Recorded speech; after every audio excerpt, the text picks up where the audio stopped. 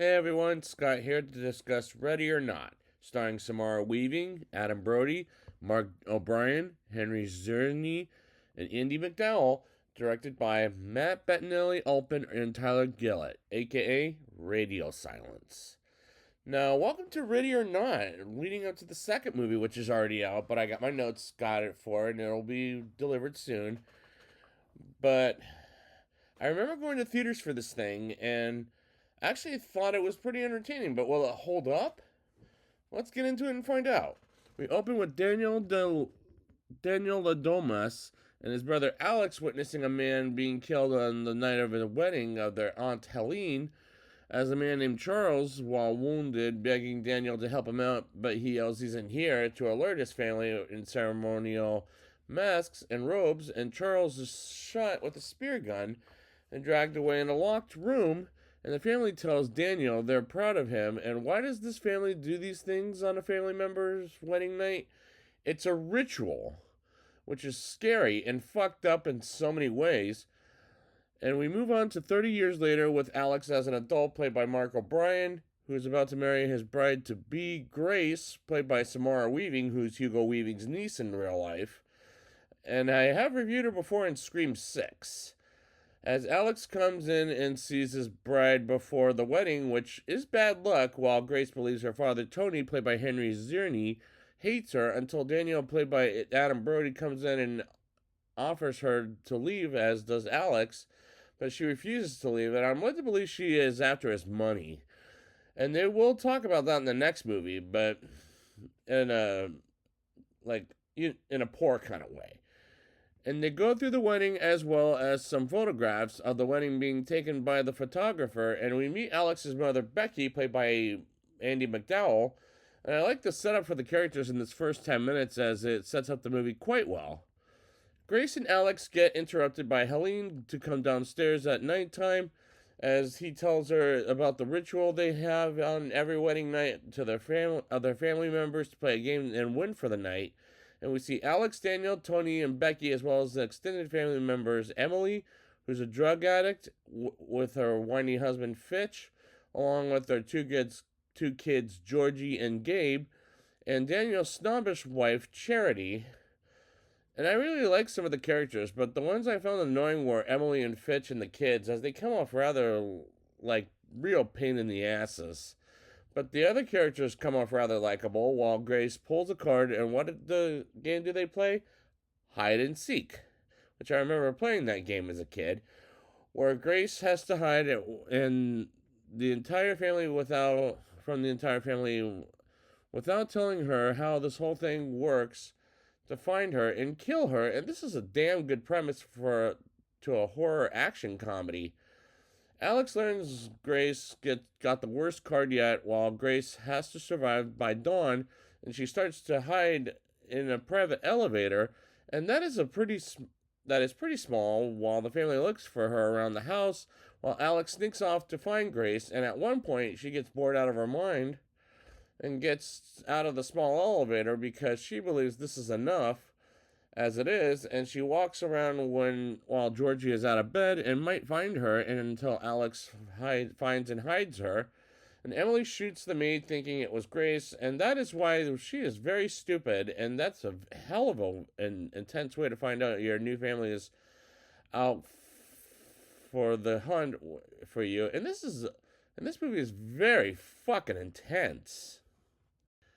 Alex tries to let Grace out of the building while she doesn't understand what the fuck is going on at this point, as he's afraid of her dying because he doesn't want her to die, while he doesn't want his family to die because he'll die with them. And the acting was believable by Samara Weaving and Mark O'Brien, as they split up their own different ways. And Grace rips the bottom part of her wedding dress off so she can walk easily, and bumps into a few of them and almost gets herself killed, but luckily Emily has a terrible shot of aiming and hides, and Daniel finds her and gets a drink and gives her a 10-second head start, and she runs for her life, and Charity comes off pretty damn slimy about how much he doesn't care for his family, and Tony is pissed off and he can't find her. And word of advice to everyone on screen: don't give Emily a weapon, because she kills two people by a mix-up.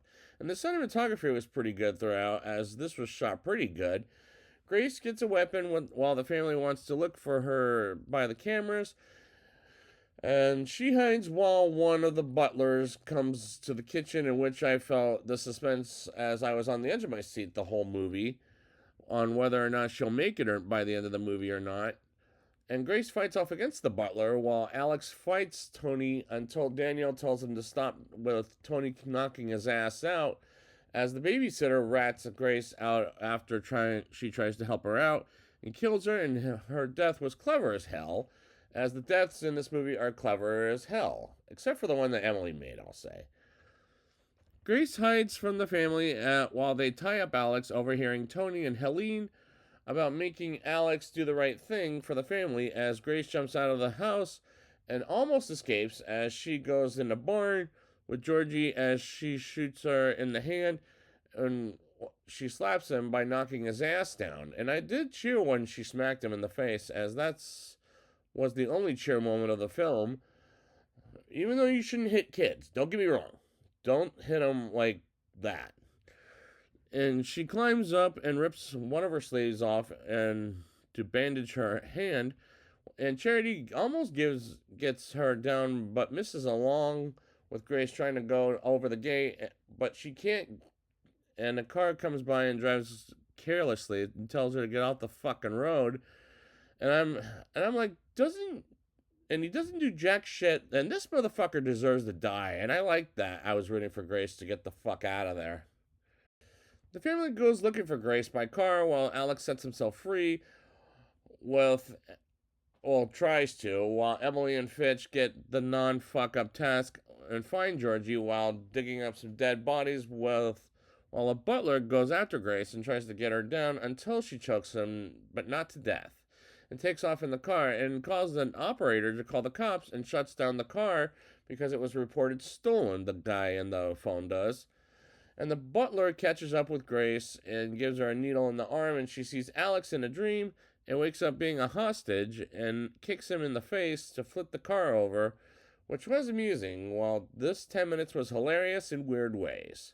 Grace is encountered by Daniel, who doesn't want her to kill her, but wants to prove himself as part of the family, so he knocks her out and brings a guy with him. Meanwhile, Becky doesn't want to kill Grace either, but has no choice but to protect the family.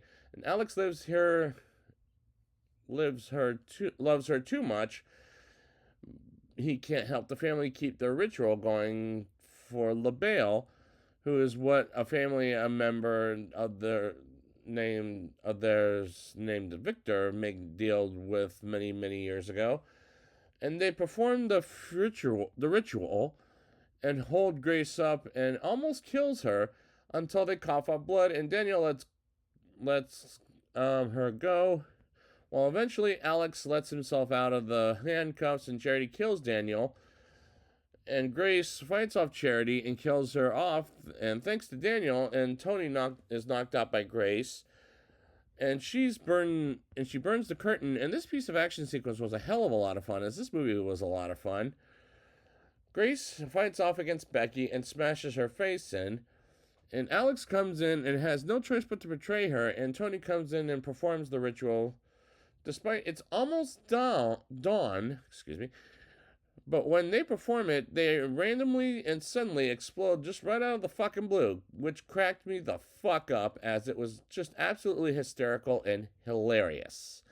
And everyone except for Grace explodes as she laughs, and the house burns down, and Grace walks outside with a cigarette in her mouth, and the paramedics come by and wonder what the fuck happened, and she says in-laws, as the climax was a good way to either end the movie or set up another movie. But was it good enough to set up for a sequel? Let's talk about it in a rating.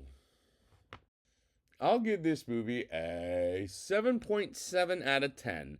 I like the setup for the characters setting up the movie quite well, as I found Emily, Fitch, and the kids to be real pain in the asses, but other than that, I like the characters as they come off rather likable, and it has a pretty damn good premise to an action horror comedy, as the scenes that cracked me up was that at the end when the family explodes just right out of the fucking blue, when dawn comes, was just absolutely hysterical and hilarious.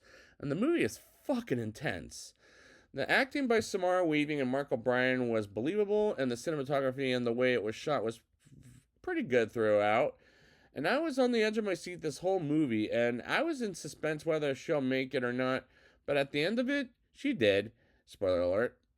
And the deaths are clever as hell, and there was a moment I cheered for the movie on because I was rooting for Grace to live in this whole movie. I like that I was rooting for Grace to get the fuck out of there, and the movie was amusing and hilarious. And this is a recommendation for the movie, as the action sequences are a hell of a lot of fun, as this movie is a lot of fun. And the climax was a good way to either end the movie or set up for another movie. But at the end of it, I had a pretty good time with watching this again for the show. And for the sequel, well, that's for the next show. So I'll see how that goes next time. So I'll be back next time with Ready or Not 2, Here I Come. And until then, ready or not, here I come.